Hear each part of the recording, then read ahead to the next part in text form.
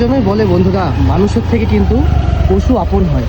আমি যখনই আমার সাথে আসবে, মানে বাড়িতে যখনই আমি ঢুকি ও আসবে আমার সাথে। কালু, দাঁড়া কালু, আছো, ও আসবে।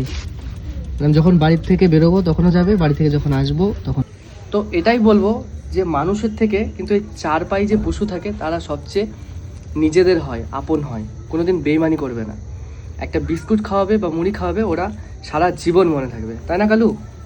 এই দেখো কালু, ওর দিদা আগে মানুষ হয়েছে, তারপরে ওর মা, তারপরে ওর নাম কালু, আর ওর মায়ের নাম ছিল কালী। তার আগে যে ছিল, যে ওর দিদা আর কি, তার নামও কালী ছিল, কারণ কালী মানে ওর দিদা আর মা একই রকম দেখতে ছিল, আর ওর নাম কালু। খুব ভালো। এরা একটু ভালোবাসা, একটু আদর, এটাই চাই মানুষের মতন। আর মানে অনেক কিছু আর চায় না, তাই না কালু?